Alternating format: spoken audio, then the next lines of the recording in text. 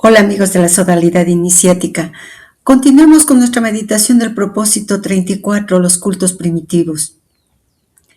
En la parte 3, siempre su amiga va a recordar que la iniciación, la iluminación, se encuentra en la obra. Por eso ella, respetuosamente y en base a los mecanismos, a lo que manda las tradiciones, lee textualmente el propósito tal cual fue publicado.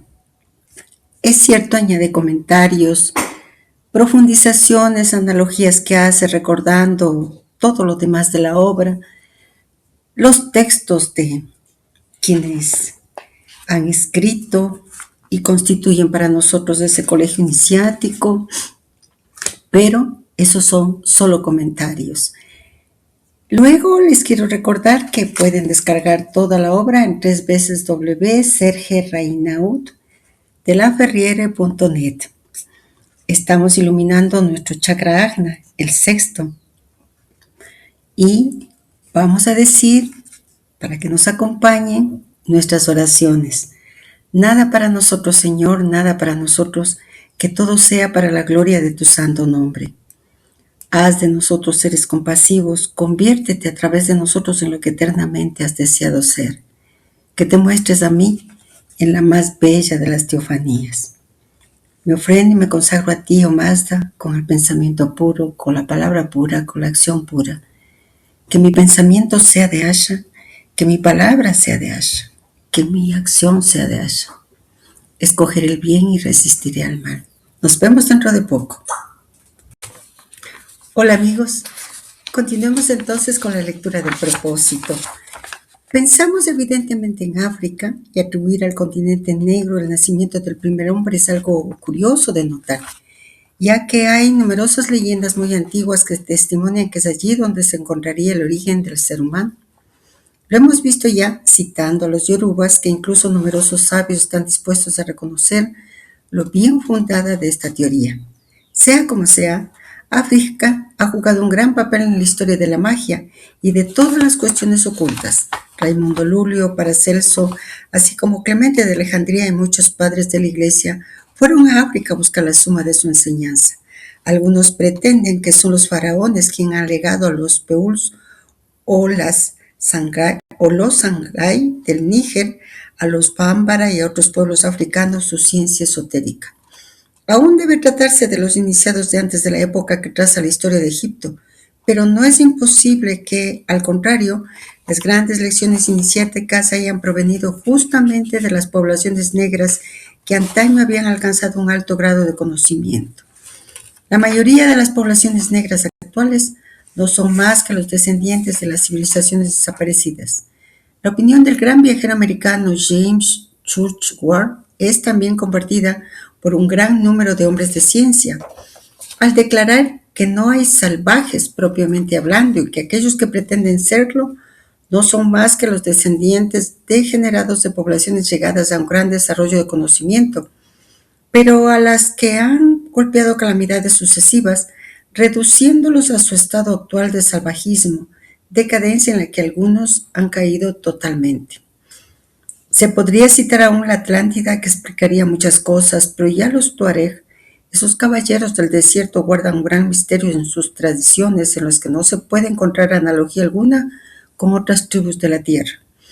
Entre los senusitas, esos árabes místicos cuya sede religiosa está en Fezzan, hay dos jefes distintos. Uno es el jefe militar, el Mahdi Senussi, el otro el jefe religioso, el Mahdi Sunni. No deberían confundirse la civilización senusita y la credulidad de las tribus negras de Fezzan, de las que dependen los Arifet. Los ritos y la filosofía senusita parecen tener su fuente sea en Persia y entre los asachinos, asasís, descendientes del viejo de la montaña, sea en la India y quizás aún en el Tíbet. Las tribus de los alrededores del Tibesti, caídas en una yepta regresión, no tienen escrituras y hablan como ladran los perros. Habían alcanzado antiguamente una civilización grandiosa, como escribe muy bien el capitán Bourbon. Taiserbo, su ciudad, contenía varias centenas de millares de habitantes, Era vecina de la actual Kufra, en Fezzan, y cerca de una mezquita en ruinas bajo tierra se encuentra un verdadero hipogeo, parecido en pequeño al de la Atlántida descrito por Pierre Benoit. En una inmensa cueva calcárea fueron abiertos nichos que forman su contorno. En cada uno se había colocado el cuerpo de los antiguos soberanos del país. Estos cuerpos envueltos en yeso o cal estaban recubiertos de una capa de polvo de oro. No insistiremos demasiado sobre estos zombis muertos vivientes de los que ya hemos hablado, así como del culto vudú en el folleto 23. Muchos exploradores han visto en África, al caer el día, trabajadores negros con ojos sin alma y oír ausente. Esta especie de sombras animadas por un reflejo mecánico no serían otra cosa que muertos, o al menos moribundos, puestos de nuevo por un procedimiento mágico en estado de trabajar. Pues los brujos poseen los secretos del paso del alma, ya sea a un muerto, o un animal, o a un vegetal. El profesor de Villehardouin declara que estas prácticas son igualmente de origen egipcio. Es un hecho que todos los signos, los ritos de iniciación de los negros son idénticos a aquellos usados antiguamente en Egipto. Y todo eso trataría de explicar que una parte del continente africano habría sido una colonia de la Atlántida, ese continente desaparecido después de haber alcanzado una civilización de las más grandiosas. Los bámbara rinden culto al dios Obi, dios único que implica la esvástica, el tau y la cruz. En la teología monoteísta de los bámbaras, según el comandante Griaule, hubo primero un solo núcleo en el cosmos. Este contenía todo aquello que debía de venir y por tanto estaba vacío, nuestro átomo. El Dios creador emitió 22 vibraciones y fue el mundo el que vivificó con 11 vibraciones y nació la vida. La materia y el espíritu son una espiral que sube y que baja nuevamente de la vida a la muerte y de regreso. Se notará que esta teoría se aplica muy bien a la simbología oculta y también a los datos científicos y está lejos de ser una vaga leyenda supersticiosa. Parece ser, pues, muy probablemente, si África no es el continente que ha visto nacer al primer hombre, que los negros hayan alcanzado un muy alto saber. Muchas cosas parecen haberles sido conocidos, mientras que nosotros nos encontramos en algunas solo en los tanteos elementales, a pesar del progreso en nuestra ciencia. Fue Sir Stanley Eddington quien dijo: «Oh, hombre, prosigue tu camino. Si miras hacia atrás, verás seres más sabios que tú. Si miras hacia adelante, verás el enigma». Nada lo demuestra mejor que las aplicaciones de la magia curativa.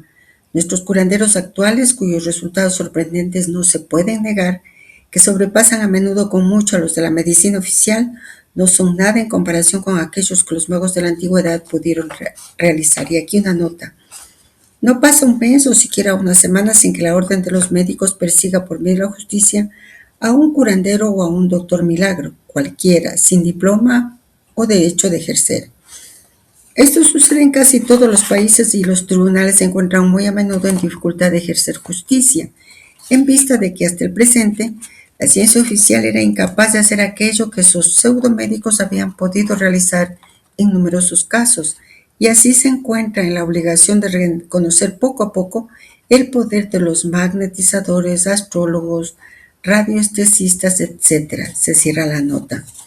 Hemos citado ya en varias ocasiones los descubrimientos que han puesto al mundo moderno en presencia de métodos antiguos de tratamiento, tanto en lo que concierne a la medicina como a la cirugía. Ver nuestros folletos 6, 8 y 9. El doctor Stein de la Universidad de Pretoria pretende que los cafres conocen el uso de 5.000 plantas curativas, pero los negros conocen también el efecto de las vibraciones y de las ondas magnéticas.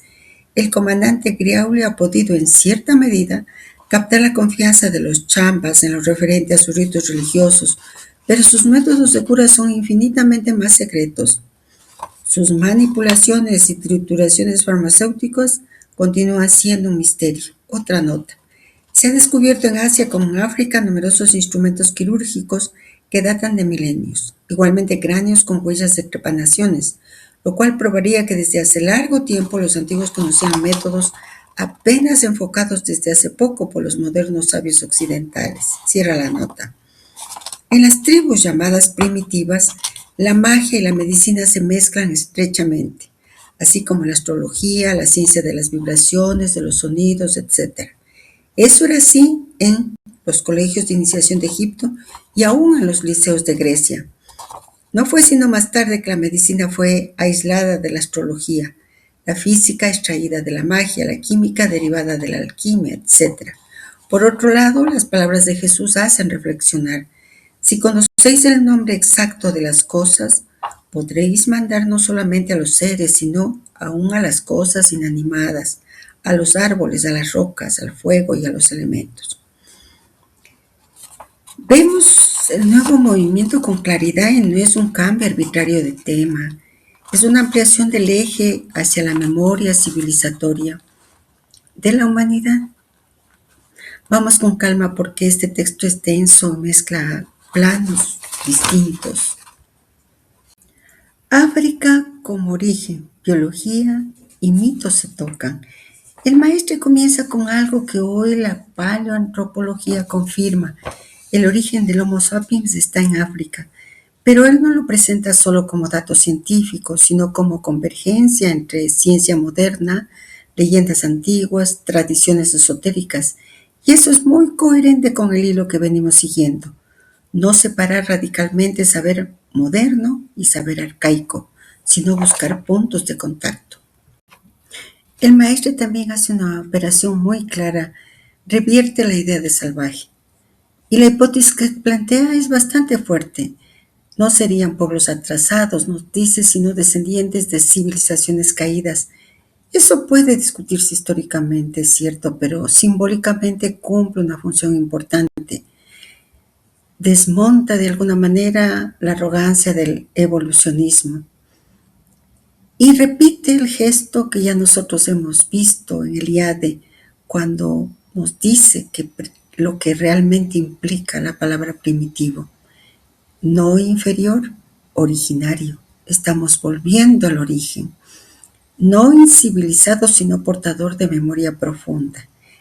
Y nuevamente toca un tema, Atlántida. Y hemos visto el significado, el símbolo profundo cuando nos hablan de Lemuria. Atlántida, nosotros debemos verlo simbólicamente, porque no necesariamente estamos ante geografía literal. En la tradición esotérica, Atlántida suele representar una civilización anterior, un ciclo perdido, una edad de oro caída. Es un mito de decadencia, no necesariamente un continente físico. Y funciona como símbolo de conocimiento antiguo, pérdida, fragmentación. Y eso encaja con el tema de la degeneración de saberes mágicos en brujería popular. Y ya vimos nosotros que tanto la magia como la brujería tienen un fondo común. Y ese fondo común, lo único que cambia es el modo en que nosotros los humanos lo utilizamos. Y uno de los puntos más importantes tal vez del texto es que en las civilizaciones antiguas, magia, medicina, astrología, vibración, sonido, alquimia no estaban separadas. La fragmentación vino después. Y no solo lo antiguo, si nosotros leemos, por ejemplo, lo que pasó en siglos hasta el 13, 14, 15, vemos que realmente ese sentido de unidad se mantenía. Y eso, esta visión del sentido de unidad nos conecta directamente con nuestra lectura anterior. La modernidad separa, la conciencia arcaica integra. Y entonces el propósito parece estarnos mostrando que la división entre ciencia, religión, magia es relativamente reciente. Antes había un saber unitario. Y si nosotros recordamos cuál es el movimiento que estamos haciendo, que tan claramente señala Neumann, es la integración de la conciencia matriarcal, que implica no rechazar nada, porque si nosotros nos detenemos a ver qué ha pasado en Occidente, esa separación es necesaria. Cuando Neumann nos habla de ese héroe que mata al dragón, a la Gran Madre, eso permitió la separación de la Gran Madre, ese yo, esa conciencia que ha ido evolucionando y que se ha ido desarrollando. Pero el movimiento no es completo. De igual manera, volvamos a insistir, no caigamos en romanticismos ingenuos. Evitar y ser muy cuidadosos cuando el texto mezcla datos científicos reales, origen africano, trepanaciones antiguas, que también se dio en la cultura inca, datos científicos reales, testimonios antropológicos, tradiciones esotéricas, hipótesis discutibles. Si nosotros tomamos a la Atlántida como literal, pues eso es discutible. Y el tema de los zombies, nosotros ya vimos el vudú, ya vimos lo que implica ese estado de conciencia de zombie. Y la clave no es creer todo literalmente, sino entender la función pedagógica. Volver, porque ya lo hemos visto, ya nos enseñaron, ya nos mostraron la riqueza de la cultura vudú. Y que ahí también se habla de los zombies. Y que los zombies fueron leídos aún hasta ahora. Pues Hollywood ha hecho famoso a ese personaje. No tiene nada que ver con esa riqueza cultural, religiosa del vudú. La función pedagógica que el maestro está planteando y que recalca y recalca es que mostrar que el conocimiento antiguo no era inferior. Pero eso no significa idealizarlo sin crítica. Una conciencia integrada, como enseña Neumann, no es ingenuidad. Veamos otros puntos. El núcleo real del movimiento. Si lo despojamos de adornos, el eje tal vez sería: la humanidad antigua poseía un conocimiento integral del mundo, donde energía, vibración, símbolo y materia estaban interconectados. La modernidad fragmentó ese saber. La tarea actual no es volver atrás, sino reintegrar conscientemente lo que fue separado. Eso es exactamente el movimiento que venimos haciendo con Neumann, Eliade, magia, fuerza impersonal, conciencia matriarcal. Detengámonos también en la frase final de Jesús: si conocéis el nombre exacto de las cosas. Aquí volvemos al tema del símbolo operativo. Nombrar correctamente sería conocer esencia. En muchas tradiciones el nombre verdadero confiere poder porque conecta con la estructura profunda del ser. No es superstición, es metafísica del lenguaje. Pero otra vez surge la cuestión: ¿se usa para dominar o para armonizar?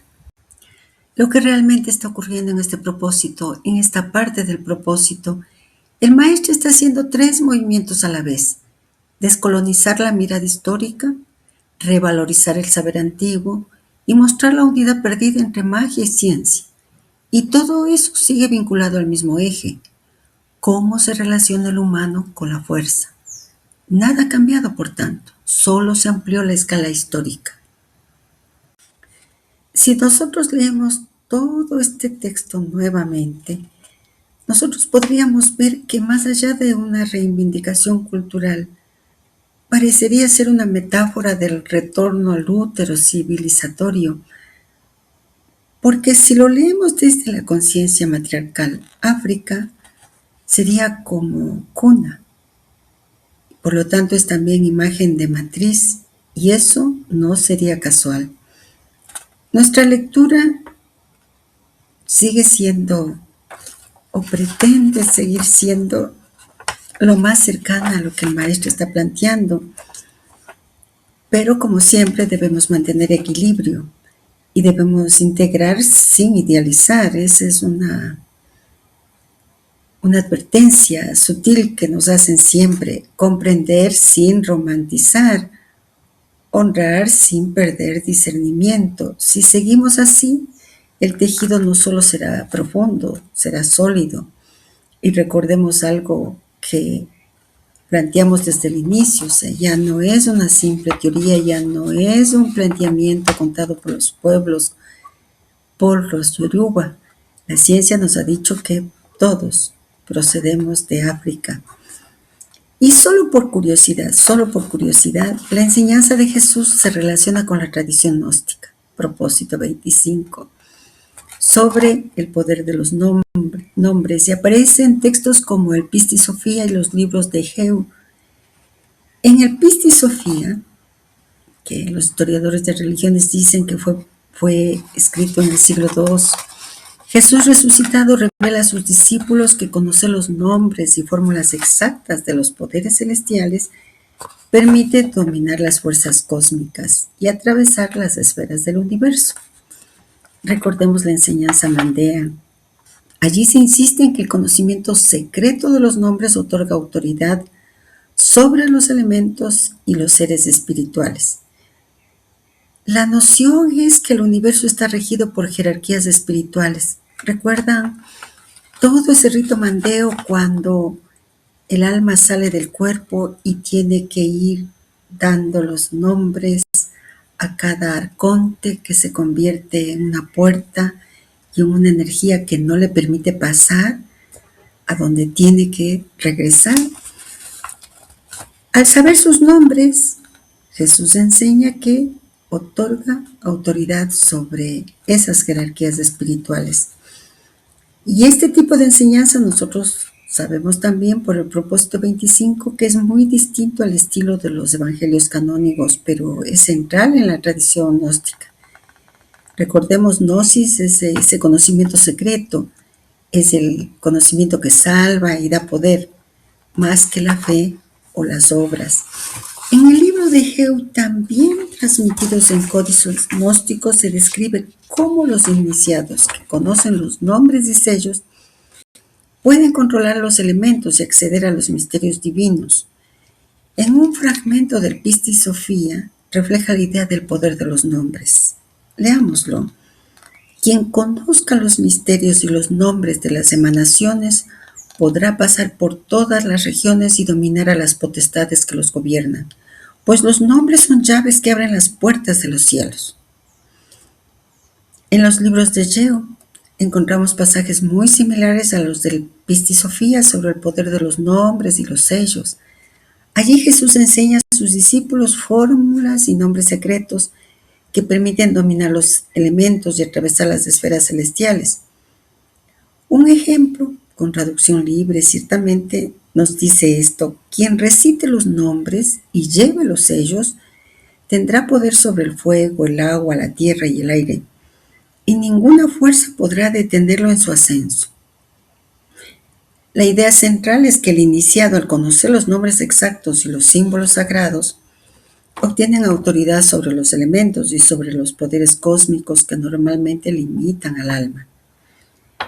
Por lo tanto, en conjunto, tanto el Pistis Sophia como los libros de Geu muestran cómo esta tradición gnóstica concebía la gnosis, conocimiento secreto, y la concebía como la llave para la salvación y el dominio espiritual. Entonces la pregunta que nosotros debemos hacernos es: ¿nos cita el Maestre esta enseñanza de Jesús al final de esta parte del propósito?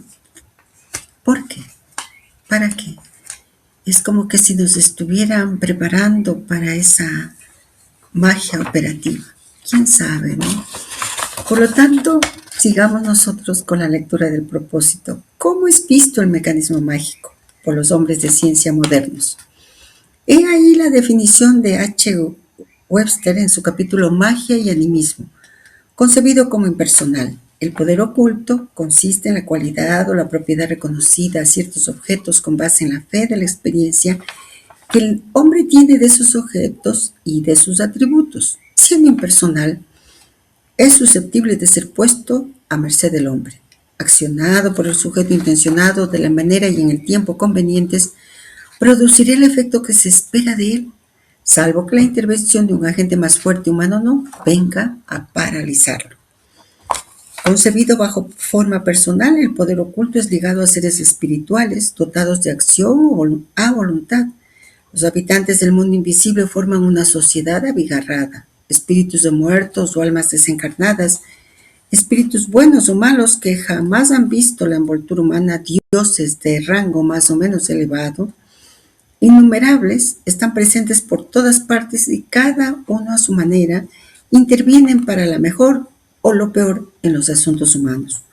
Puede que intente reducirlos a hacer su voluntad, pero lo más a menudo el hombre adopta a su respecto una actitud humilde al cliente y se esfuerza por obtener, con oración y sacrificios, toda clase de ventajas para esta vida y la futura.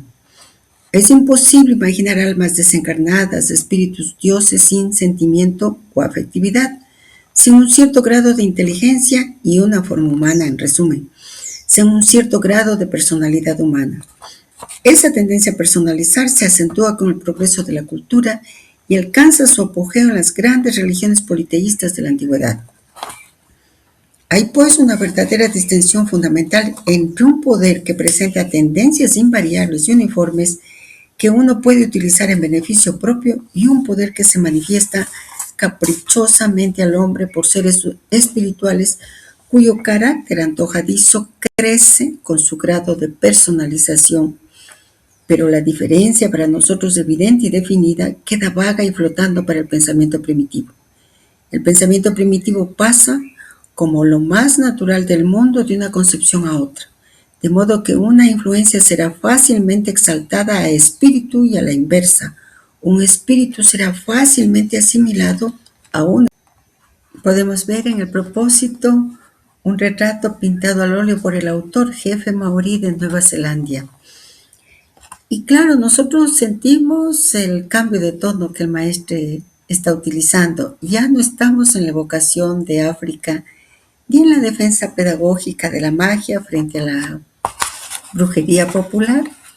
Ahora entramos en un terreno muy sutil, delicado, por tanto, la estructura del pensamiento mágico visto desde la antropología y la historia de las religiones.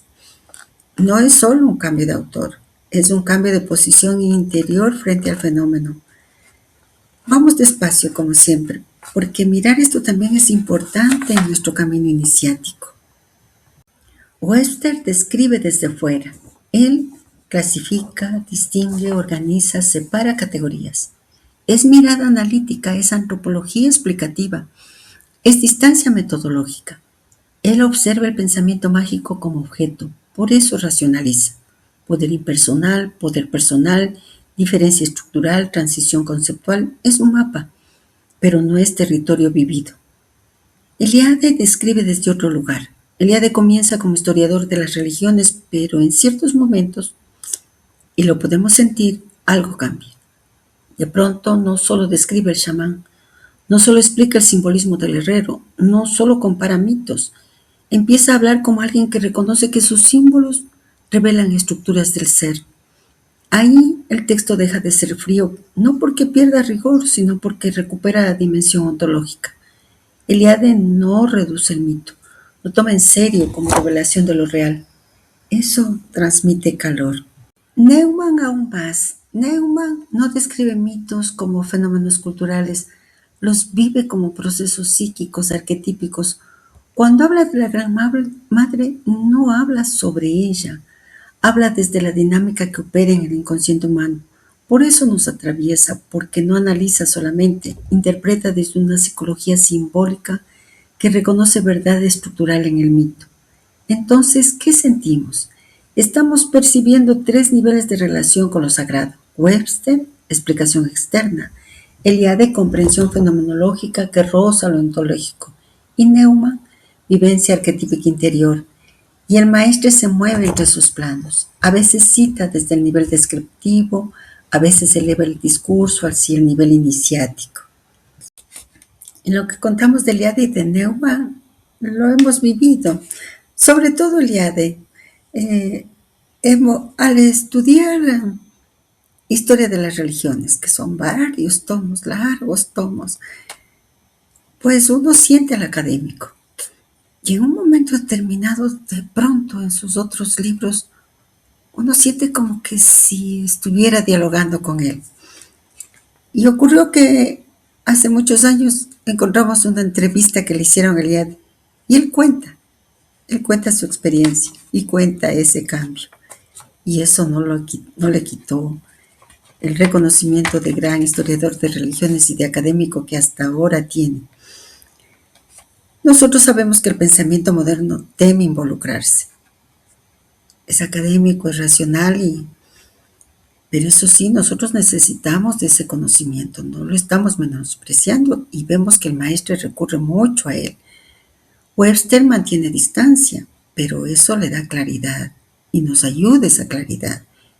Eliade se acerca sin perder el método y eso le da profundidad a su conocimiento. Y Neumann atraviesa la frontera y eso le da fuego. Y el alma responde a ese fuego, busca la profundidad, no porque desprecie la racionalidad, sino porque el trabajo ya no busca solo explicación, busca resonancia ontológica. Nosotros estamos conscientes ya a esta altura del propósito que realmente nos están entregando nuestras raíces. Sin embargo, es necesario siempre recordar, y por eso su amiga está hablando desde este punto, que la racionalización no es inferior, es necesaria.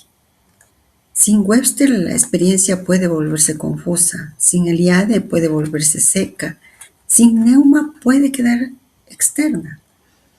Entonces debemos alcanzar ese equilibrio. Y ese equilibrio está en poder comprender con claridad sin perder calor, sin caer en fascinación. Ese equilibrio nos viene desde el maestro. Él está utilizando todo ello. Y eso es lo que nosotros debemos estar haciendo. Y por ello tal vez nosotros, atentos como estamos, percibimos el cambio de tono. Claro que puedo contarles algo que ocurre cuando un texto deja de informarnos y empieza a vibrar en nosotros. La verdad es que ya no estamos leyendo solo con la mente. Y eso lo sabemos ustedes, amigos desconocidos, y esta amiga que está acá. Estamos leyendo desde la estructura y ahí se nota la diferencia. Esa percepción es un signo de madurez. De madurez intelectual, ciertamente, porque no tomamos partido, porque no nos dejamos envanecer por lo uno o por lo otro, pero también de algo que nos importa a todos nosotros. Madurez espiritual. Bueno, ahora vayamos al texto. Pero valió la pena, ¿verdad? Valió la pena aclararnos estos puntos. Lo que está haciendo el maestro en estos párrafos no está defendiendo la magia, no la está exaltando. Está analizando su mecanismo conceptual y lo hace apoyándose en la distinción clásica que también trabaja Eliade, poder impersonal. Una fuerza objetiva, disponible, susceptible de ser activada, regulada por reglas. Es el mundo del mana, del orenda, del baraka, del shakti, entendido como energía esta última. La relación es casi técnica. Si hago X en el momento adecuado, ocurre Y. Es una lógica de causalidad sagrada. Poder personal. La fuerza se personaliza, espíritus, dioses, ancestros, entidades con voluntad. Ya no basta la técnica. Ahora aparece súplica, sacrificio, negociación, temor, devoción. La relación deja de ser instrumental y se vuelve relacional. El punto más fino del texto. Este párrafo es crucial, pero la diferencia para nosotros, evidente y definida, queda vaga y flotando para el pensamiento primitivo. Ahí está la clave. Nosotros distinguimos energía, no es espíritu, está separado. Ley, no es voluntad, está separado. Mecanismo, no es persona, está separado. Pero en el pensamiento arcaico eso no está separado. Y Eliade ingresa profundamente. El mundo arcaico no vive en categorías abstractas, vive en una experiencia unificada del ser. Por eso, una influencia puede volverse espíritu, un espíritu puede reducirse a influencia. No hay ruptura ontológica. Lo que se está preparando, nivel descriptivo cultural.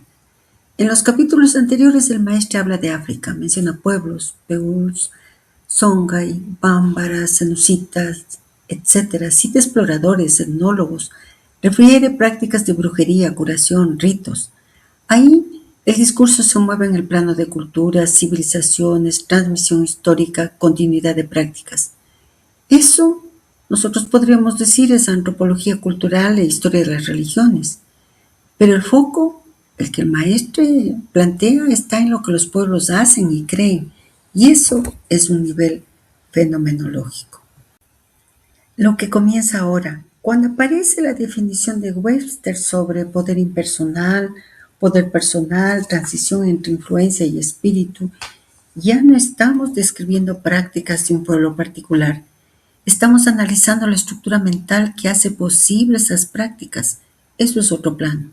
Ya no es los Bambara creen, los sanusitas practican, sino cómo concibe la mente arcaica el poder.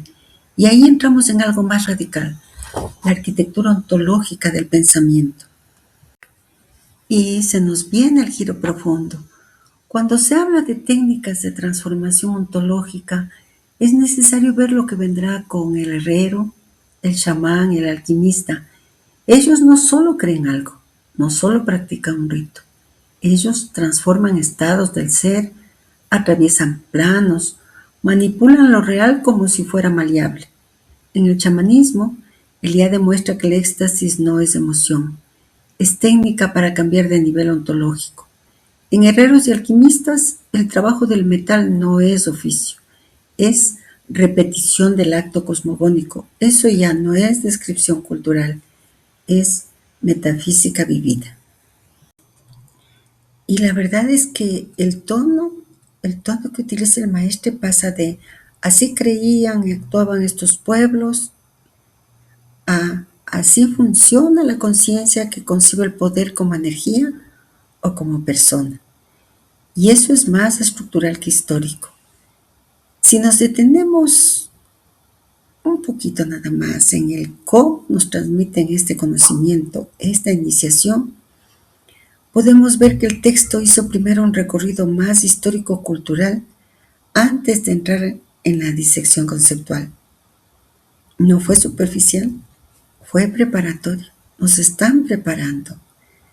Primero la manifestación en los pueblos, luego la estructura mental que la sostiene y después las técnicas que operan sobre el ser mismo.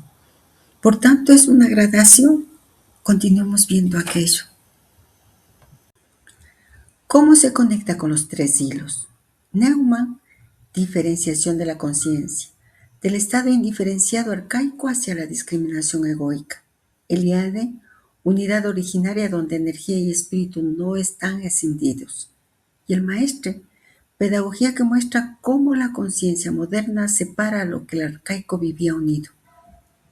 Ingresamos justo en ese punto de fractura. El pensamiento primitivo no distingue entre fuerza y entidad. La conciencia moderna sí distingue. La conciencia integrada comprende ambas sin confundirlas. Y hay algo también en este texto que no es ingenuo, de ninguna manera es ingenuo. No está diciendo los primitivos estaban confundidos.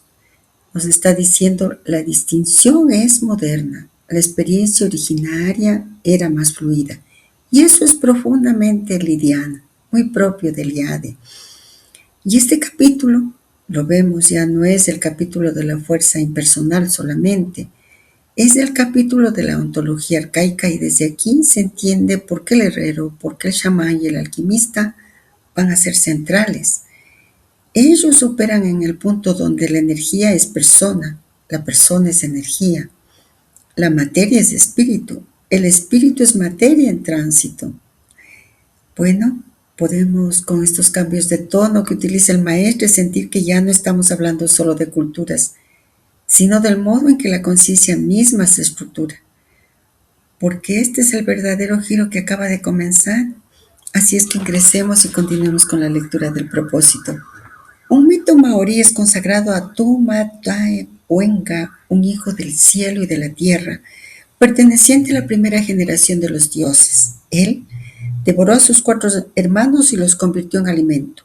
Determinó para cada especie de alimento el encantamiento que aseguraba su producción abundante y fácil. Otro mito relata cómo el dios Rongotakawin formó al héroe Wakata del paño que una mujer, Apakura, llevaba como vestido. Le dio vida y le enseñó la magia y el uso de los encantamientos de toda clase. Los maorí mayas personificaban la brujería. Makutu, la diosa malvada Makutu, habitaba con Miru, otra diosa igualmente mala, en el terrible mundo subterráneo. Rongomain, un semidios célebre y el ancestro de los maoríes, se dirigió allá. Él aprendió de Makutu y de Miru las fórmulas mágicas y el arte de la brujería, al mismo tiempo que cantos, danzas y juegos rituales. Miru se apoderó de uno de ellos y lo retuvo a cambio de esta enseñanza, pero Rongomain y el resto de sus intrépidos compañeros salieron sanos y salvos y regresaron al mundo luminoso de la vida. Se piensa que el fundador legendario y deificado del imperio japonés, Jimmu Tenno, fue el primero en enseñar el uso de las fórmulas mágicas. El origen de las otras formas de magia se relacionan a los dioses Ojo Namochi y Sukuna Vikona. Entre los Lushai de Assam, frontera indo-tibetana, a Patian, el dios creador, se le atribuye el conocer la magia. Él le enseñó a su hija, quien a su vez lo comunicó a Bagrika, otra figura mitológica en rescate de su vida. De Bagrika, el conocimiento y la práctica de la magia negra llegaron hasta el hombre por algunos intermediarios. Los Gon Maria de Bastar dicen que la primera persona en el mundo en haber ejercido la brujería fue Nandrak Guru, y que es a él a quien deben ese arte todos los dioses y los muertos. Un Maria, ocupado un día en arrancar raíces en la jungla, encontró al gurú enseñando a sus discípulos y regresó cada día en secreto para escuchar lo que él decía. El gurú terminó por notar su presencia y le hizo comer, sin que él lo supiera, el hígado de su propio hijo, dándole al mismo tiempo la ciencia del mal y de la muerte. Él fue el primer brujo, y de él los hombres poseen el secreto para perjudicar y matar a sus enemigos. Los Kundu del Congo belga dicen que Tsakomba, habiendo creado todas las cosas, creó también la magia. La magia es divina, viene de Dios. Los Bakongo atribuyen a sí mismo a Zambi el ser supremo y la causa primera de todas las cosas, el origen de los encantamientos. Es él quien los ha remitido a los ancestros. Estos pueden librarse al ejercicio de la magia y caer ellos mismos bajo su golpe puesto en obra por sus descendientes vivos. Para los Bafia de Camerún, toda magia se remonta a Mubei, su ancestro tribal que fue el primero en inventar técnicas mágicas. Los Ekoi de Nigeria del Sur reconocen la existencia de dos divinidades, Obasia Osao, el dios celeste, y Obasin Si, el dios terrestre. La brujería, Oje, se derivaría del primero, mientras que toda buena magia es atribuida al segundo. En Dahomey, la magia Gbo viene de Mawu, el símbolo genérico de la divinidad, como fuente última por intermedio de su hijo más joven, Legba. Los Arecuna, una tribu caribe del sureste de Venezuela, atribuyen el origen de la magia a un piay mítico, un hombre medicina. Habiendo encontrado 5 niños que habían huido hacia el bosque, los formó en las artes mágicas y les dio tabaco y otros remedios para ellos mismos y también para todos los médicos que los seguirían. Los Arawak de Guayana Británica tienen un héroe cultural, Arawanili, que fue iniciado a los misterios de la magia por un espíritu fluvial.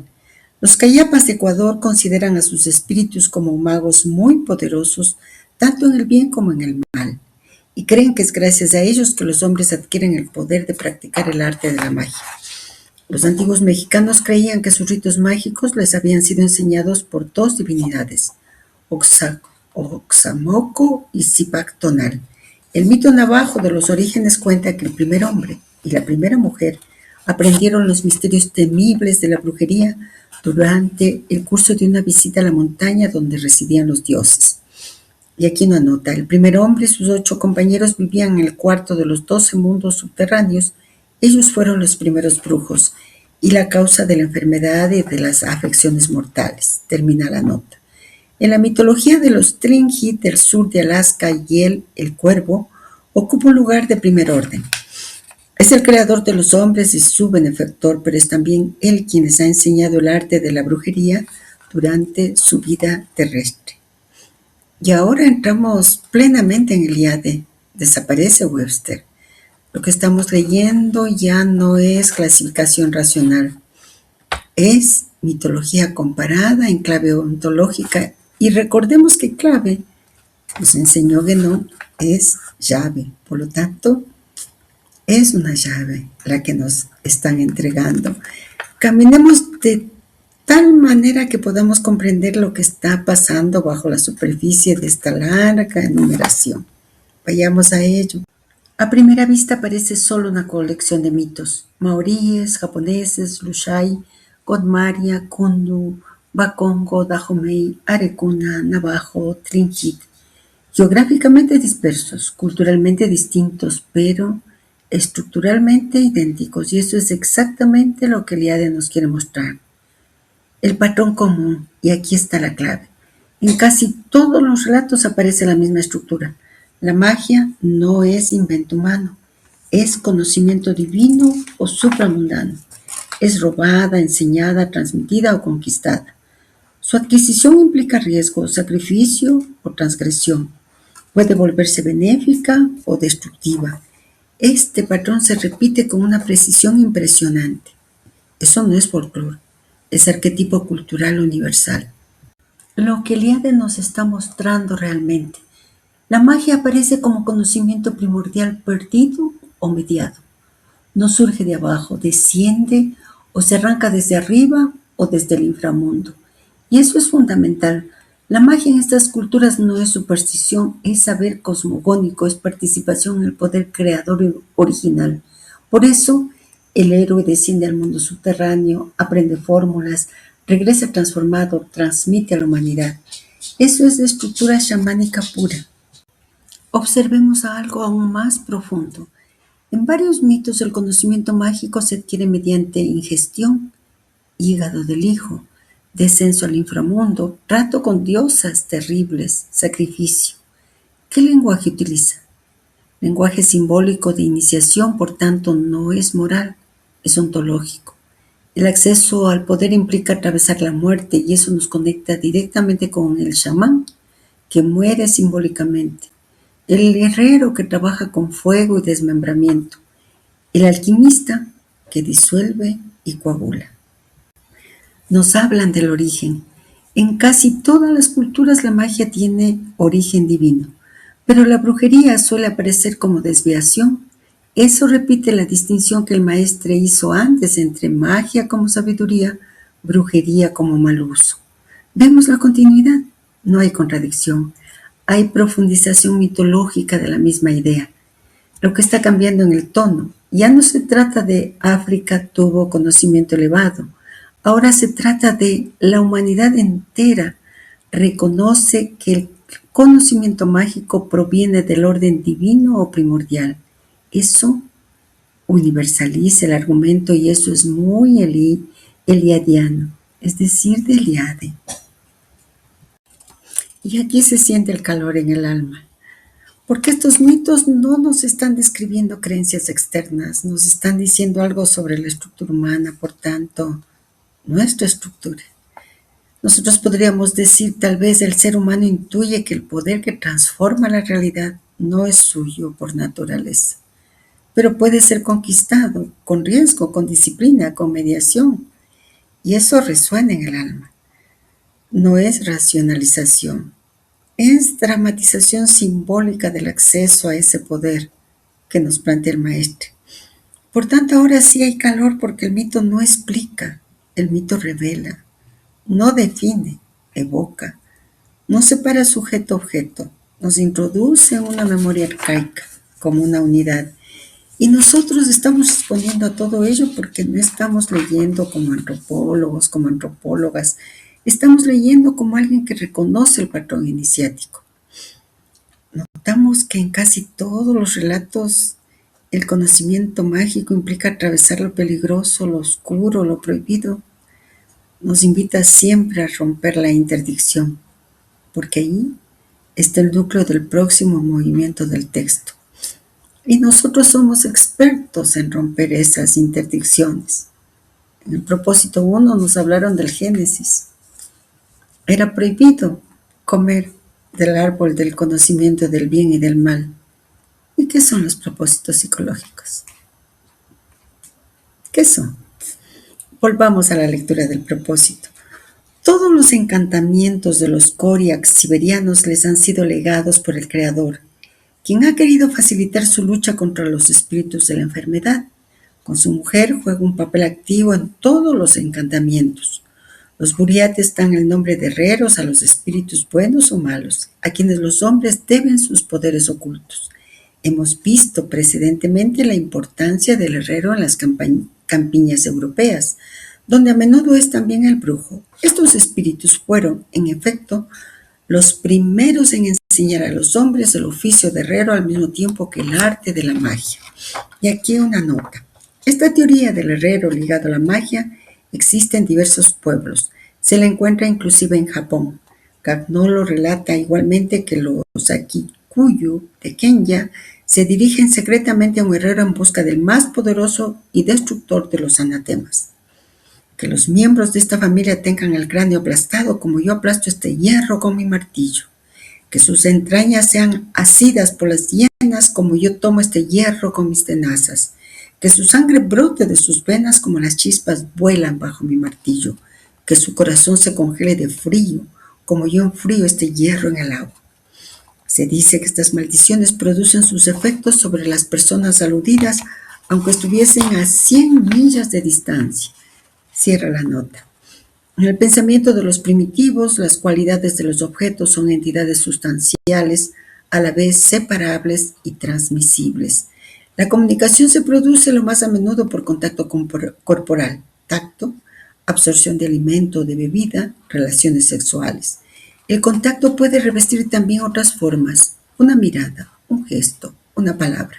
Mejor aún, la simple vecindad real o supuesta de dos objetos puede resultar en una transmisión de las cualidades. Esta sustancialización de las cualidades, como se le ha llamado, se aplica a todas las cualidades físicas, tanto como a las psicológicas. Los indígenas de las Islas Marshall están convencidos que aquel que ha comido de una fruta madura caída y reventada, caerá él mismo de un árbol y estallará de la misma manera. El basuto lleva sobre su pecho un insecto que sobrevive largo tiempo a la amputación de sus patas. Así, espera apropiarse de su sorprendente vitalidad. Los asandé del Sudán anglo-egipcio colocan granizo sobre el pecho de sus niños para que tengan sangre fría cuando crezcan. En una de las islas del estrecho de Torres, los jóvenes bebían el sudor de un guerrero famoso. Mezclaban además con sus alimentos los cortes de sus uñas que habían sido saturadas de sangre humana. Estas prácticas los volvían vigorosos como la piedra y sin miedo. Se relata que entre los Dayak marítimos de Borneo, el obsequio de un diente de tigre a un jefe lo vuelve un amigo de por vida. Esto no os haría faltar al donante ni serle infiel, de miedo a ser devorado por el tigre. Un zulú, a punto de atravesar un río infestado de cocodrilos, mascará un poco de excremento de cocodrilo y lo esparcirá sobre sí a manera de protección. Algunos africanos del este no se aventuran en una región infestada de leones y de leopardos, sin proveerse de garras, dientes, bigotes de estos animales que ellos cuelgan alrededor de sus cabezas. Estamos ya en el corazón estructural de herreros y alquimistas y del pensamiento mágico arcaico. Lo que parece una acumulación de ejemplos etnográficos, en realidad está mostrando tres principios ontológicos fundamentales. Ordenémoslos con claridad, qué es lo que nos corresponde. El herrero como figura axial.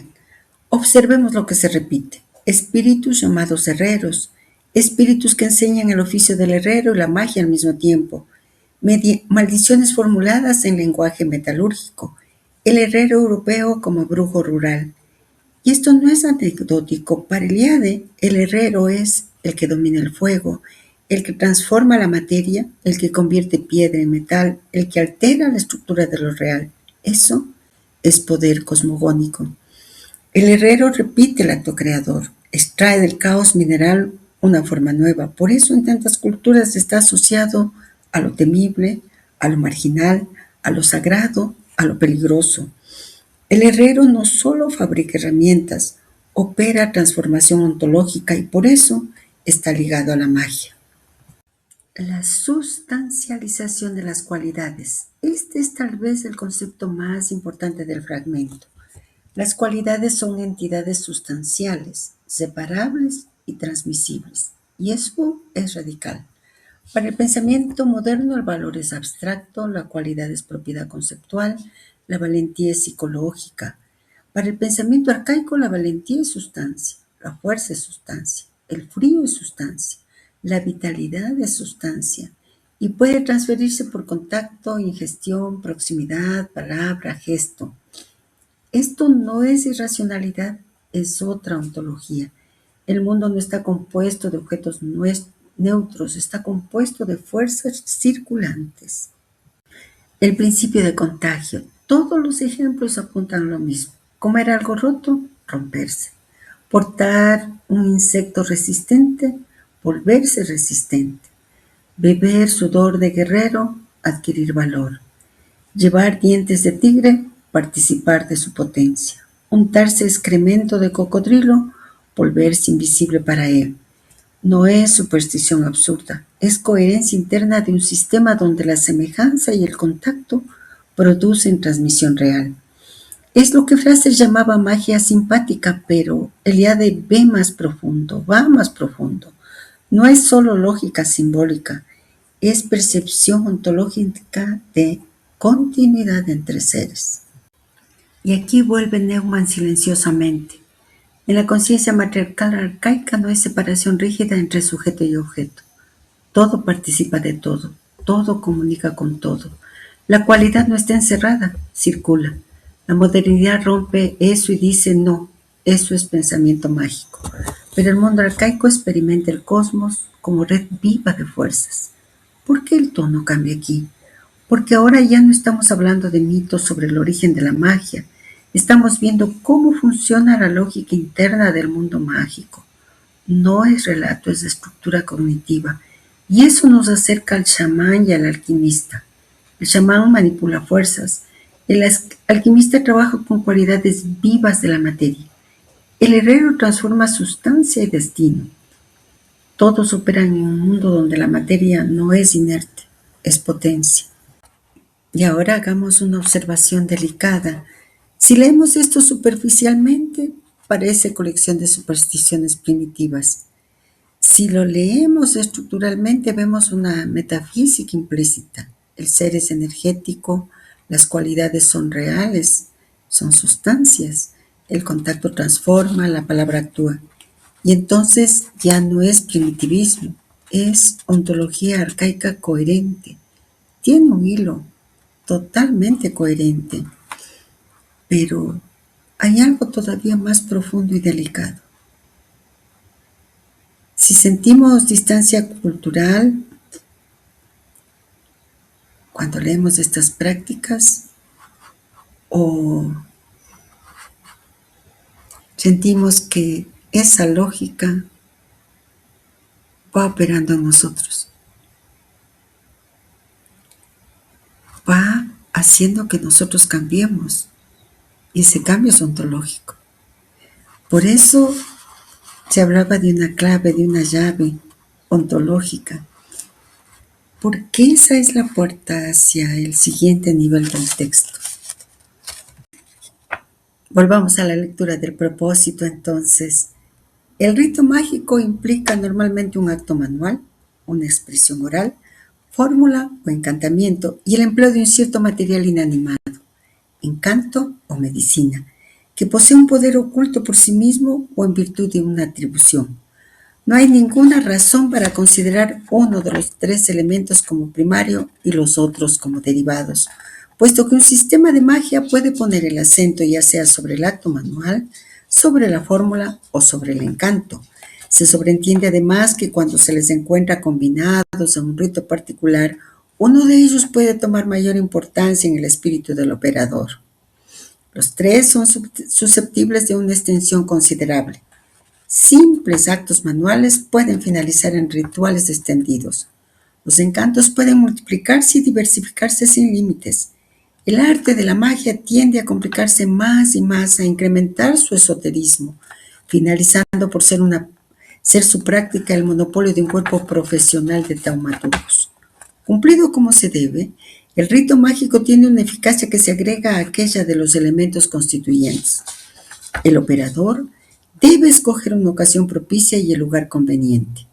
Puede suceder que deba reiterar su acción enteramente o en parte, varias veces, siguiendo el carácter místico o simbólico tan a menudo atribuido a algunos números. Debe además ser él mismo calificado como oficiante, a menudo por la observación de los tabúes alimentarios y sexuales, por abluciones preliminares y por llevar un vestido apropiado especial.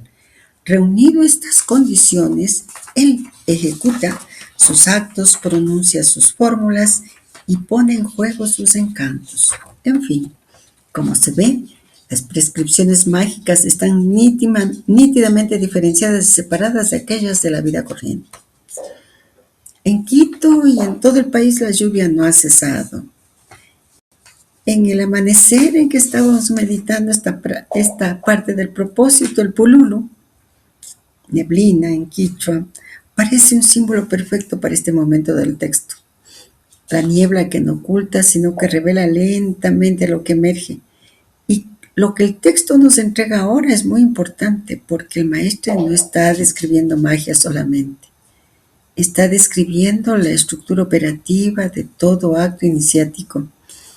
Podemos ordenarlo y ver que aquí hay una arquitectura muy precisa que nos están transmitiendo a nosotros. No podemos dejarnos a un lado. No es externo. La estructura tripartita del acto mágico. El maestro nos recuerda y nos transmite que todo rito tiene 3 elementos: acto manual, expresión oral, encantamiento o fórmula, material inanimado, encanto o medicina. Esto parece simple, pero en realidad es una estructura universal del acto creador. Podemos verlo así. En el nivel, el acto, la función, movimiento, el plano, el cuerpo. Palabra, vibración, energía. Objeto, condensación, materia. Es decir, cuerpo, vibración, materia, o si lo miramos en clave alquímica, operación, verbo, materia. ¿Por qué aparece aquí el símbolo del herrero? Ahora podemos recordar el propósito 23 que encaja perfectamente. El herrero no es un simple artesano, es el arquetipo del operador que transforma materia mediante fuego. Por eso en tantas culturas aparecen asociados a chamanes, herreros, alquimistas, magos, porque todos realizan la misma operación simbólica: transformar la sustancia mediante energía dirigida. Cuando nosotros descubrimos que de la Ferriere significa los forjadores, tocamos exactamente este símbolo. No fue casual. Basta recuperar lo que vimos en el propósito 23. Tampoco es casual que sea un propósito previo al encuentro del centro, propósito 24. Veamos lo que actualmente todo esto nos habla. El herrero como arquetipo. La conexión con las enseñanzas de Eliade y Coomaraswamy es luminosa.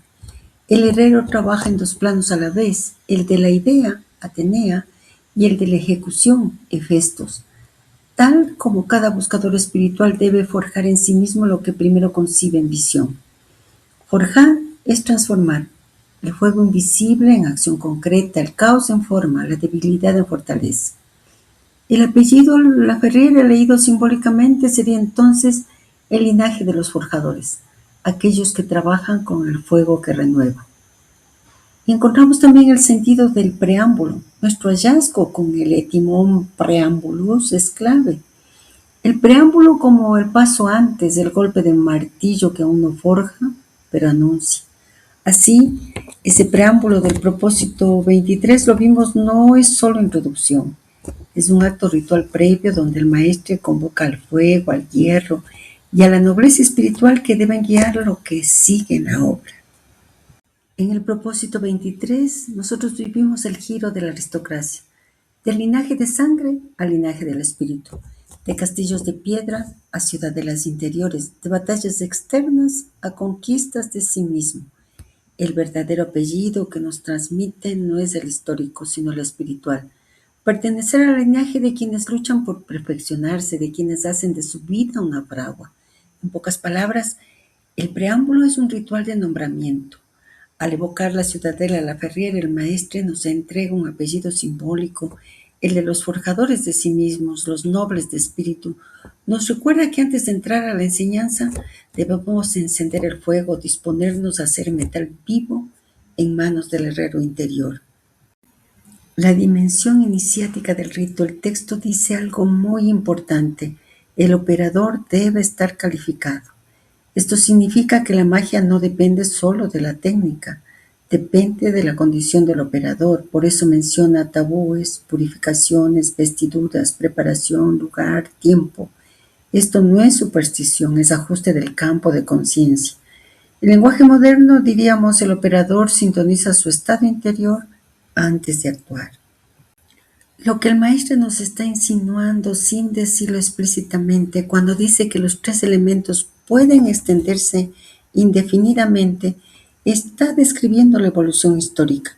Pequeño rito, ritual complejo, sistema esotérico, colegio iniciático. Es decir, acto simple nos lleva a rito tribal, nos lleva a magia sacerdotal, nos lleva a tradición iniciática. Por eso aparece el monopolio de los taumaturgos, no por poder social, sino porque la operación requiere formación interior. Aparece algo que conecta con todo nuestro camino. Observemos esto con calma. El esquema del rito mágico es idéntico a la estructura de la creación. Ser, verbo, forma. Y también intención, vibración, manifestación. Por eso en tantas tradiciones se dice, quien conoce el nombre verdadero de las cosas puede actuar sobre ellas. Y recordemos lo que citaba el Maestre de Jesús. Si conocéis el nombre exacto de las cosas, el nombre no es etiqueta, es frecuencia ontológica. Y miremos la coherencia con todo el tejido. Los tres hilos siguen intactos. Neuma, integración de lo arcaico en la conciencia. Eliade, técnicas que permiten acceder a lo sagrado. El maestre, estructura operativa de esas técnicas. Es el mismo mapa visto desde tres ángulos. Y aquí aparece algo muy hermoso para nuestra lectura del propósito 34, que está mostrando algo que antes estaba oculto. Después del centro, propósito 24, ya no se estudian doctrinas solamente. Se comienza a revelar cómo opera la realidad. Por eso aparecen chamanismo, magia, herreros, vibraciones, fórmulas, curaciones. No es folclore, es tecnología simbólica de la conciencia. Y hay algo más que quizás nos haga sonreír un poco. Cuando el texto dice que la magia puede complicarse hasta volverse esotérica, está describiendo exactamente lo que llevamos haciendo por muchos años. Aprender lentamente. Aprender lentamente el gesto, la palabra, el símbolo, el tiempo interior. Y eso es forjar conciencia, así que el símbolo del herrero que apareció en la transmisión de nuestro linaje no era pequeño, era profundamente exacto. Se ha formado la comunidad iniciática. Y claro que no es sencillo. Parece sencillo el planteamiento de Neumann, integrar la conciencia matriarcal. Nos están ayudando, nos están entregando todo aquello que nos está permitiendo integrar esa conciencia. Volvamos a la lectura del propósito. En lo concerniente a los números, a menudo hemos tenido ocasión de mencionar sus características, ver en particular el libreto número 3, la famosa cifra 7 que se presenta en todas partes y en magia, igualmente el 4 que simboliza ante todos los elementos, tierra, aire, fuego, agua, representados por otro lado en el ceremonial bajo formas diversas. Sobre el altar están dispuestos la reliquia que representa el elemento tierra, que puede ser la Biblia o el libro de las ceremonias, el turíbolo o incenciario para dar nacimiento al elemento aire, los cirios que caracterizan el fuego y la copa, el agua. Estos símbolos existen en las operaciones mágicas de los más antiguos pueblos, así como también en las religiones modernas. La Iglesia Católica misma ha conservado este ritual. En las pequeñas islas de las Nuevas Hébridas, el número 4 y sus múltiplos pasan por significar consumación o perfección. Casi toda operación mágica pone en el centro 4 objetos, y aún se desarrolla en 4 tiempos, como las fases de la luna, o bien el encantamiento está compuesto de 4 partes, como la tesis, la antítesis, la síntesis y la matesis. O también se pronuncia 4 veces seguidas, como para atestiguar el valor del axioma célebre saber, querer, osar, callar. En África, entre los Akikuyu de Kenia, la cifra 7 es la menos fausta de todas en la adivinación ejercida por los hombres medicina. En el simbolismo actual, también algunos consideran el 7 como nefasto y cifra de muerte, siendo ligado al planeta Saturno de influencia negativa y maléfica, pero otros ven el número 7 como sagrado. Entre los pie negros el número 7 era sagrado. Ellos llamaban a las Pléyades con un nombre que significa las 7 perfectas. La cifra 9 es igualmente vista como sagrada, para algunos y maléfica para otros. Es el símbolo de la renovación de los 9 meses de gestación, es la simiente, y si a veces indica la muerte, sitúa también la reencarnación. Entre los Goldi y otras tribus tungusis se venera el 9. El chamán siberiano y sus asistentes dibujan bailando 9 círculos o un múltiplo de 9. Hemos visto también que el oficiante de magia tenía a menudo un traje especialmente apropiado para las ceremonias. Esto está en curso desde hace mucho tiempo y en todas las tribus. Si uno se conserva inclusive en la iglesia, su uso, se conserva inclusive en la iglesia católica, donde el sacerdote lleva vestidos especiales durante la misa. Bueno, el fragmento que nos comparte el maestro, como todo lo que él nos comparte, es muy rico, porque está haciendo algo que no es evidente a primera vista. Nos muestra la arquitectura simbólica que sostiene la magia. No son supersticiones aisladas, es un lenguaje universal de estructura. Ordenemos suavemente para que se vea el tejido, porque es una transmisión directa para nosotros. Pero para ello, incluyamos en nuestra meditación el texto del Gran Mensaje 2 al que nos remite la nota incluida en el propósito y que se refiere al número mágico. Vamos a leer esa partecita. El número mágico en su orden normal es 14, 28, 57 y tomando como primera cifra la de la punta superior, el significado hermético es 1, principio universal, 4, elementos, fuego, aire, agua y tierra, manifestación del principio universal. 2, la cifra de la división, pues los elementos son contrarios. El agua se opone al fuego. 8, la multiplicación por división de las células, 2 por 4, la materia de la cual el ser se origina. 5, la cifra del hombre, representado por la estrella de 5 puntas. 7, la hoz, símbolo de la muerte. Si multiplicamos este número 14, 28, 57 por 2, 3, 4, 5, 6, resultarían no solamente los números con las mismas cifras que los constituyen, sino colocados siempre en el mismo orden perfecto. Multiplicado por 2, 28, 57, 14. Por 3, 42, 85, 71. Por 4, 57, 14, 28. Por 5, 71, 42, 85. Por 6, 85, 71, 42. Excepción hecha de la multiplicación por 7, cifra de muerte. 14, 28, 57 multiplicado por 7 nos da 99, 99, 99. El número 9 es la cifra de la semilla, de la siembra, del renacimiento, que requiere 9 meses. Detengámonos en algunos, bueno, no son muchos, unos pocos antecedentes de este número llamado mágico, 14, 28, 57. El número 14, 28, 57 aparece porque 1 dividido para 7 es igual a 0, 14, 28, 57, 14, 28, 57 y así sucesivamente. El bloque 14, 28, 57 se repite indefinidamente. Esto genera el fenómeno llamado número cíclico. Cuando multiplicamos las cifras son las mismas, pero rotadas. Y esto ocurre porque 7 es un primo especial en base 10. Vayamos paso a paso considerando la enseñanza del maestro que nos habla de su significado hermético. El maestro introduce un detalle matemático fascinante. 14, 28, 57 es un número cíclico. Cuando lo multiplicamos por 2, 3, 4, 5 y 6, las mismas cifras reaparecen rotando. Esto simboliza algo muy profundo. El universo es cíclico. Nada desaparece realmente. Las formas rotan. El maestro, Gran Mensaje 2, nos entrega la lectura simbólica de 14, 28, 57. Realice esta secuencia.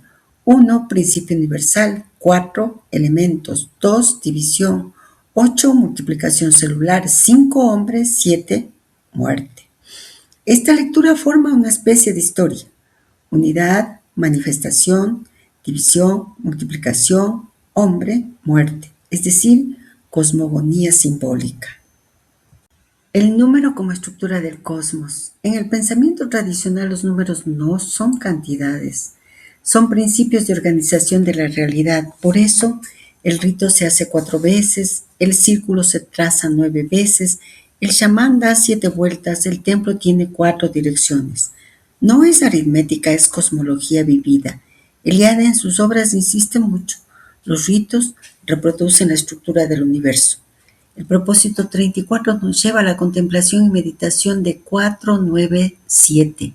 Y el maestro nos conduce a mirarlos desde dentro del mecanismo del número mágico 14, 28, 57. Por eso nos conduce al Gran Mensaje 2. El 4. La estabilización del mundo. El maestro recuerda algo clásico. 4 es la estructura del mundo manifestado. 4 elementos, 4 puntos cardinales, 4 estaciones, 4 fases de la luna, en su ciclo visible principal, 4 brazos de la cruz. Por eso el rito mágico muchas veces pone 4 objetos en el centro, se realizan 4 fases, tiene 4 partes. Incluso la misa católica conserva esto, nos dice el maestre.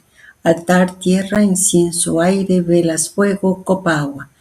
Esto es exactamente lo que Eliade llamaría una cosmización del espacio ritual. El rito convierte un lugar cualquiera en centro del mundo. El 7, la cifra de tránsito, aparece algo muy interesante. El maestro menciona 2 lecturas del 7. 7 como número sagrado, pero también 7 como número de muerte. Esto no es contradicción. En simbolismo profundo, 7 es un paso entre mundos. Ejemplos universales: 7 cielos, 7 planetas clásicos, 7 chakras, 7 días de la semana, 7 notas musicales. Es decir, 7 marca la transición de un ciclo a otro, por eso puede representar iniciación, transformación, muerte simbólica. La hoz de la muerte en el texto del Gran Mensaje 2 refleja este principio. Corta un ciclo para que otro nazca. El momento clave, multiplicación por 7. El 9, gestación y renacimiento. Aparece la ruptura. 14, 28, 57 por 7, 99, 99, 99. El ciclo se rompe y aparece 9 repetidos 6 veces. Simbolismo: 7, muerte del ciclo, 9, renacimiento del ciclo. Es casi una ecuación iniciática. Muerte, semilla, renacer. El maestro nos dice claramente: 9, semilla, gestación, retorno, porque 9 meses dura la gestación humana. En muchas tradiciones el chamán sube 9 cielos. El chamán siberiano dibuja 9 círculos. Está representando los niveles del cosmos. Lo más importante del texto, el maestro no está enseñando numerología de superstición, está recordándonos algo más profundo. La magia imita la estructura del cosmos, por eso números, direcciones, gestos, sonidos, todo reproduce el orden universal. Esto conecta perfectamente con lo que venimos meditando en todo este propósito. Y miremos cómo se conecta con nuestro camino. Los 3 hilos siguen unidos. Neuma, estructura psíquica arcaica. Eliade, repetición del cosmos en el rito. El maestre, aplicación iniciática del simbolismo. No es casual que ahora aparezcan los números. Los números son la geometría invisible del rito.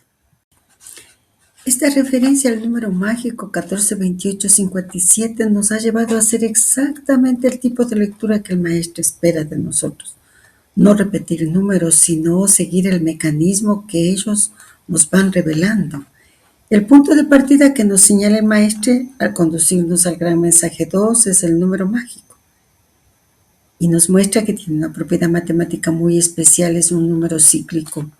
Las cifras al multiplicarlo por 2, 3, 4, 5, 6 se reorganizan pero no cambian. Y eso ya simboliza algo muy profundo en la tradición esotérica y en nuestro camino, la permanencia de la esencia a través de las transformaciones, es decir, la forma cambia, pero el principio permanece. Pero hay algo que el texto no menciona y que es aún más fascinante y tiene relación con los números que son señalados en este propósito 34 y tiene relación directa con nosotros. Si sumamos las cifras de 14, 28, 57, es igual a 27. Pero si volvemos a sumar, 2 más 7 es igual a 9.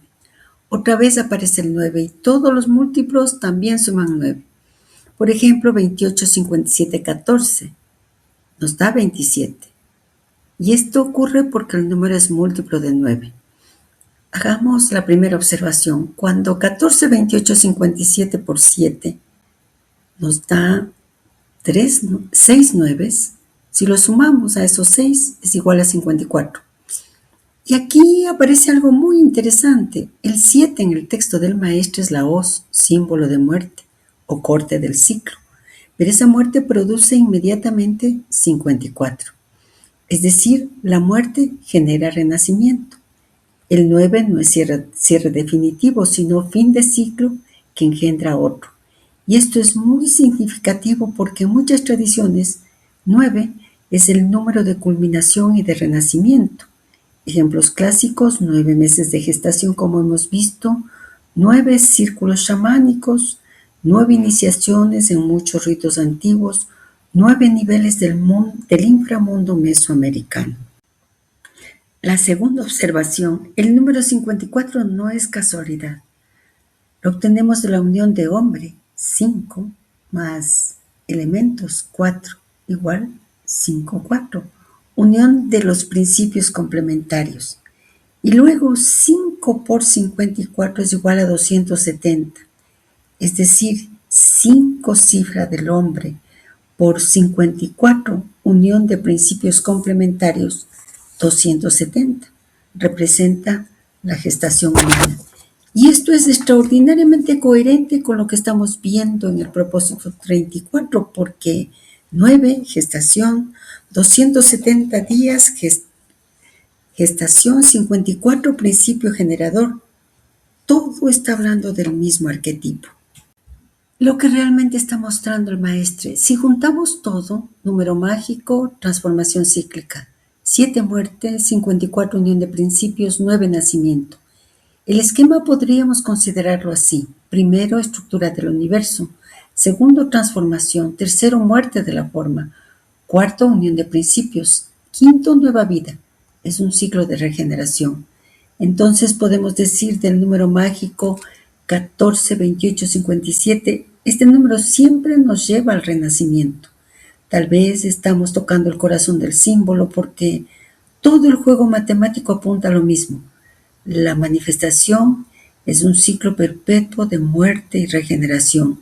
Y eso es exactamente lo que enseña también la alquimia, el chamanismo, los misterios egipcios, la cosmología hindú. Y esto es maravilloso, lo he anotado todo para no aturdirme y no confundirme. Cuando el maestro habla de números en el rito mágico, 4, 7, 9, etc., recalquemos, no los presenta como superstición, sino como estructuras simbólicas que reflejan el orden del cosmos, y eso es fundamental. Para el pensamiento iniciático antiguo, el universo está organizado según proporciones y ritmos numéricos. Por eso los ritos se repiten cierto número de veces. Los objetos se colocan en cierto número. Las invocaciones se pronuncian en ciertas secuencias. No porque el número tenga un poder mecánico, sino porque reproduce el ritmo de la manifestación. Si reunimos los números que aparecen en este pasaje, vemos un esquema muy coherente. Lo hemos visto: 4, 7, 9. 4 representa los elementos. El maestro nos dice tierra, agua, aire, fuego. La estructura del mundo manifestado es el cosmos organizado. 7 aparece como paso, crisis, corte, muerte simbólica. El maestro lo llama la hoz. Es el momento en que una forma se termina. La nuestra probablemente. Nuestra mente racional, moderna. Y el 9 aparece como semilla, gestación, renacimiento. El ejemplo clásico, 9 meses del nacimiento humano. Por tanto, aparece un ciclo que podemos leerlo así, tal vez. 4, manifestación del mundo. 7, ruptura o muerte de la forma. Y 9, regeneración. Y eso es exactamente lo que podemos ver desde antes. La manifestación es un ciclo perpetuo de muerte y regeneración. Y eso coincide con casi todas las grandes tradiciones. Shiva destruye para regenerar. Osiris muere y renace Horus. Dionisio es despedazado y vuelve a la vida. El chamán muere simbólicamente antes de renacer iniciado. ¿Por qué esto aparece en un capítulo que habla sobre magia? Aquí está el punto profundo del propósito. La magia arcaica intenta trabajar con ese mismo principio cósmico. El operador cree que reproduciendo números, ritmos, gestos, palabras, que son palabras del maestro, puede insertarse en el mecanismo del universo. Por eso el rito tiene, como él nos enseña, acto manual, palabra, objeto, número, tiempo adecuado. Todo busca alinearse con el orden cósmico. El maestro nos lleva a entender entonces que no nos está transmitiendo simplemente los números tienen poder. Nos está mostrando algo más profundo. La magia nace de la intuición de que el cosmos es un proceso rítmico y regenerativo. Los números son la huella visible de ese ritmo. Podemos decirlo de esta manera también. La magia arcaica, la que nos están enseñando, la que nos están no solo enseñando, sino transmitiendo, intenta reproducir en pequeño el proceso por el cual el cosmos mismo nace, muere, renace. Por eso los números, los ciclos, los rituales son imágenes del reino universal. Pero volvamos al número 4, volvamos al 4. Podemos ver algo que está escondido. A mí me da escalofrío cuando lo vi, cuando ahora lo medito junto a ustedes. Ver algo que está escondido en lo que el maestro dijo de este número y de los 4 objetos del altar. Porque eso conecta directamente con los antiguos rituales egipcios y alquímicos. En ese pasaje el maestro nos muestra algo mucho más profundo de lo que parece. Lo menciona casi como algo conocido, lo ha mentado tantas veces en tantos propósitos, pero en realidad está señalando una de las estructuras más antiguas del pensamiento iniciático. Vayamos paso a paso. El 4 como estructura del mundo manifestado. Nuevamente, veámoslo. En casi todas las manifestaciones antiguas, las tradiciones antiguas, el 4 representa el mundo organizado, porque todo lo que se manifiesta aparece en 4 direcciones, norte, sur, este, oeste, y también en los 4 elementos que he mentado, tierra, agua, aire, fuego. Por eso el 4 simboliza la totalidad del mundo material, no el absoluto, sino el universo manifestado. Ahora veamos cómo el altar mágico reproduce el cosmos. El maestro menciona algo muy importante. Sobre el altar se colocan 4 objetos. Nos está enseñando, nos está transmitiendo. Y ya nos lo dijo en un anterior propósito. Hicimos unos dibujitos respecto a ello. Cada uno representa un elemento, señala la correspondencia. Libro o reliquia, tierra. Incienso o turíbulo, aire. Cirio es fuego, copa, agua. Entonces el altar se convierte en un modelo del universo. Y el operador mágico se sitúa en el centro del mundo. Esto es exactamente lo mismo que ocurre en rituales egipcios, en las ceremonias druídicas, en los templos hindúes, en los ritos chamánicos. Por lo tanto, nos atreveríamos a decir que el maestro nos está enseñando, nos está diciendo que encontremos el 5.º elemento oculto, que sí lo cita porque está en el 14, 28, 57. Y aquí aparece algo muy hermoso. Hay 4 elementos, sin embargo, falta uno. ¿Cuál? Ese quinto. Ese quinto que es el operador mismo. Es decir, tierra, agua, aire, fuego, conciencia. Por eso el hombre es representado por la estrella de 5 puntas. El ser humano es el punto donde los 4 elementos se equilibran. Cuando el operador se coloca en medio del círculo de los 4 elementos, él está ocupando el centro del cosmos. Nos ha dicho eso. Nos lo dice Eliade. En cualquier lugar que se opere, se convierte en centro del mundo. Y esto es una idea universal. El chamán se coloca en el centro del círculo ritual. El templo egipcio tiene un santuario central. El mandala tibetano tiene un punto central. La cruz cristiana tiene un cruce central. Ese centro es el lugar donde cielo y tierra se encuentran. Miremos nuevamente la secuencia simbólica y algo que conecta con nuestro camino. 4 mundos, 5 hombres, ahora sí ya incluyamos ese número 5. 7 muerte o paso, 9 renacimiento. Esto forma un proceso completo. Esto también es una idea universal. El chamán se coloca en el centro del círculo ritual. Ese centro es el lugar donde cielo y tierra se encuentran. Y realmente el ser humano primero aparece en el mundo, 5 dentro del 4. Luego atraviesa una ruptura o muerte simbólica, 7. Después llega a regeneración, 9. Es exactamente el esquema iniciático. Cuando se habla del centro, en muchas tradiciones, el centro se representa con un punto dentro de un círculo o una cruz de 4 brazos. La cruz es precisamente la figura del 4. Y si no, hagámoslo. Volvamos a dibujar el 4 en nuestras libretas y recordemos. Es decir, el centro surge cuando las 4 direcciones se cruzan.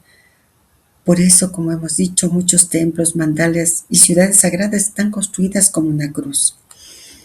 Entonces, lo que el maestro nos está mostrando en este pequeño párrafo aparentemente simple, realmente es que nos está recordando, porque ya lo ha transmitido en propósitos anteriores, que la magia antigua no es arbitraria.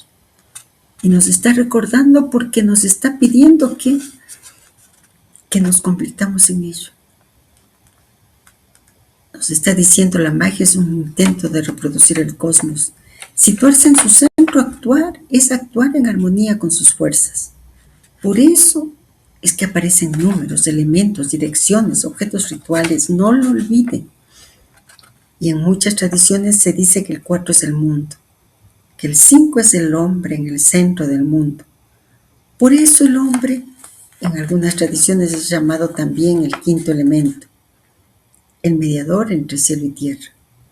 Y con todo esto, con enorme humildad, el alma va reconociendo que el hecho de recordar la entrega del linaje, que nos hable nuevamente de magia operativa y nos transmita que todo rito tiene 3 elementos: acto manual, expresión oral, encantamiento, fórmula, como dice, inmaterial, inanimado, encanto, medicina, es como si nos dijera: todo se les ha dado, ahora deben operar. No es solo conocimiento, es para operar. Y cuando recuperamos el conocimiento de que el 5º, que lo hemos considerado como el éter, es el ser humano mismo, el mediador entre cielo y tierra, como el maestro lo va a transmitir en el propósito 36, nos lleva a plantearnos que su propuesta es que asumamos una inmensa responsabilidad. La lectura está captando exactamente el movimiento pedagógico que el maestro suele hacer en muchos propósitos. Tratemos de respondernos con cuidado. El texto cambia de explicación a recordatorio operativo. Observemos otra vez la secuencia que detectamos. Primero, El propósito explica qué es la magia en las culturas humanas. Luego nos muestra que ese conocimiento viene de linajes antiguos. Después describe cómo funciona un rito mágico y entonces aparece esta frase clave. Todo rito mágico implica 3 elementos. Nuevamente, acto manual, fórmula oral, objeto material. Y esto no es una explicación antropológica, solamente es una instrucción técnica. Los 3 elementos, lo hemos visto, corresponden a 3 planos del ser. Y esto es muy importante. Los 3 componentes del rito corresponden a 3 niveles humanos. Acto manual, cuerpo. Fórmula oral, energía, vibración, verbo. Encanto u objeto, materia cargada de poder. Pero falta algo que no se dice explícitamente, la conciencia del operador. Sin ella, el rito es mecánico. Por eso aparece el quinto. Y nosotros podemos decir, es cierto, siempre hemos considerado el quinto como el éter. Y eso es correcto desde la tradición clásica. Los antiguos hablaban de tierra, agua, aire, fuego, éter, pero en muchos sistemas iniciáticos el éter no es un elemento físico, es la conciencia que organiza los otros 4. El hombre es el quinto elemento, porque es el único capaz de unir espíritu y materia, dirigir la energía, dar intención al acto. Por ello, nuestra intuición sobre la responsabilidad es, nos atreveríamos a decir, muy exacta.